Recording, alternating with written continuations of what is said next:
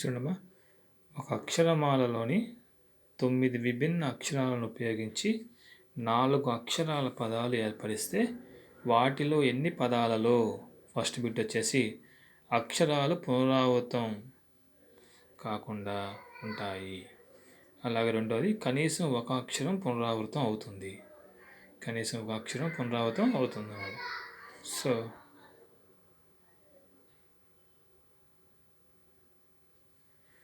మళ్ళీ చూడండి కోసం, ఒక అక్షరమాలలోని 9 విభిన్న అక్షరాలను ఉపయోగించి 4 అక్షరాల పదాలు ఏర్పరిస్తే వాటిలో ఎన్ని పదాలలో అక్షరాలు పునరావృతం కాకుండా ఉంటాయి అన్నాడు. సో అక్షరాలు పునరావృతం కాకుండా ఉండాలంటే మనకు ఫస్ట్ ఎక్సర్సైజ్ చెప్పుకున్నాం, డైరెక్ట్ ఫార్ములా అది. పునరావృతం కాకుండా ఉంటే NP6, పునరావృతం అయితే N⁻6. సో ఇక్కడ ఇచ్చిన అక్షరాలన్నీ మొత్తం 9 విభిన్న అక్షరాలు ఇచ్చాడు. వాడు ఏమంటున్నాడు, 9 విభిన్న అక్షరాలు ఉపయోగించి 4 అక్షరాల పదాలు ఏర్పరచమంటున్నాడు. అయితే వాటిలో కనీసం ఏమన్నాడు, ఎన్ని అక్షరాలు పునరావృతం కాకుండా ఉంటాయని అడిగాడు. ఎన్ని పదాలలో అక్షరాలు పునరావృతం కాకుండా ఉంటాయని అడిగాడు. సో ముందు అక్షరమాలలో మొత్తం ఎన్ని ఇచ్చాడు, 9 విభిన్న అక్షరాలు ఇచ్చాడు. మనం ఫామ్ చేయాలి, 9 అక్షరాల నుండి 4 అక్షరాల పదాలు ఏర్పరచాలి. సో ఫస్ట్ కేసు ఏంది, అక్షరాలు పునరావృతం కాకుండా అన్నాడు. సో పునరావృతం కాకుండా ఉందంటే ఫార్ములా NP6. సో 9 విభిన్న అక్షరాల నుంచి పునరావృతం కాకుండా ఏర్పరచగల 4 అక్షరాల పదాల సంఖ్య అంటే NP6 అయింది. అక్కడ N అంటే మొత్తం ఇచ్చిన విభిన్న అక్షరాలు మొత్తం ఎన్ని, 9.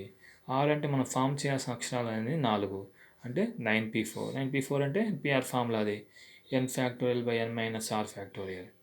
NP6 formula. NP6 ఫార్ములా తెలిసి మీకు అందరికీ N⁻⁴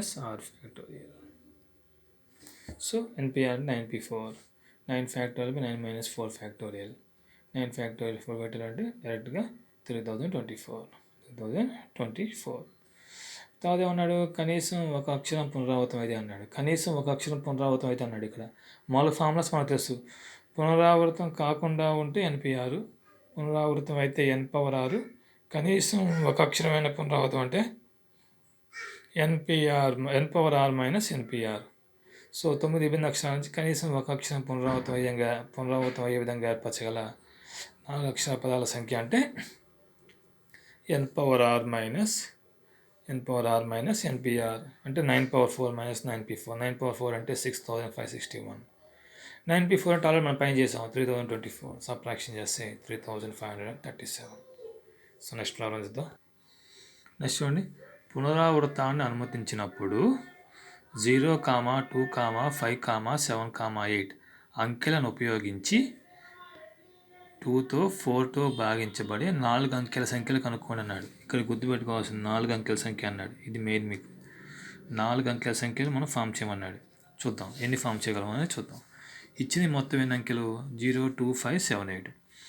వాడు ఏమన్నాడు, అక్కడ పునరావృతం అనుమతించామన్నాడు. పునరావృతం అనుమతించాలని మనం జాగ్రత్తగా ఉండాలి. ఇక అంటే ప్రతి బాక్స్లో 4 అంకెల బాక్స్లో 4 రిపీట్ అవుతాయి. చూడండి, ఇక్కడ 2తో భాగించబడిన 4 అంకెల సంఖ్యలు అంటే ఈ 4 అంకెల సంఖ్యలు ఇవి. అయితే ఇక్కడ వాడేమన్నాడు, 4 అంకెల సంఖ్య ఎన్ని ఫామ్ చేయగలమన్నాడు. నువ్వు ఎట్టి పరిస్థితుల్లో కూడా 4 అంకెల సంఖ్య ఫామ్ అవ్వాలంటే ఇక్కడ ఈ స్థానం ఉంది కదా మనకి, ఈ 10,000 స్థానం ఉంది కదా, ఇది యూనిట్స్ ప్లేసు 1ల స్థానం, ఇది 10ల స్థానం, ఇది 100ల స్థానం, ఇది 1000ల స్థానం. ఈ 1000ల స్థానంలో ఎట్టి పరిస్థితుల్లో కూడా మనకి ఈ 0 అనేది రాకూడదు.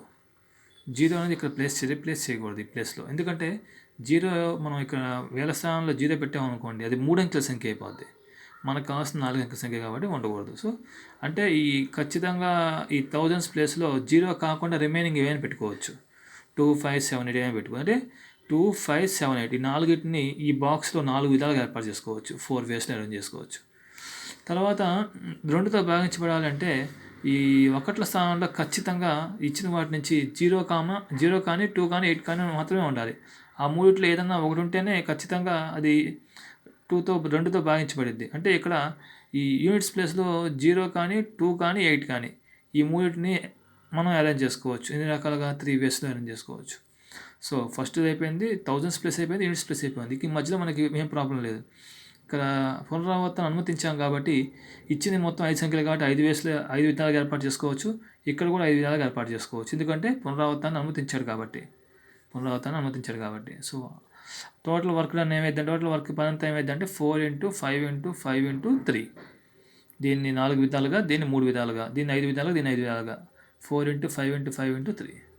సో చూడండి, అదే ఒకట్ల స్థానాన్ని 0 లేదా 2 లేదా 8లతో 3 విధాలుగా అమర్చవచ్చు అన్నాడు. ఎందుకంటే 2తో భాగించాలంటే ఖచ్చితంగా ఈ 3 ఉండాలి, ఇంకేం ఉండకూడదు. వేల స్థానాన్ని ఖచ్చితంగా 2 లేదా 5 లేదా 7 లేదా 8లతో మాత్రమే 4 విధాలుగా అమర్చాలి. ఎందుకంటే 4 అంకెల సంఖ్యను ఫామ్ చేయమన్నాడు కాబట్టి ఖచ్చితంగా వేల స్థానంలో 0 అనేది రాకూడదు. కాబట్టి ఖచ్చితంగా 2 లేదా 5 లేదా 7 లేదా 8 మాత్రం 4 ఉండాలి.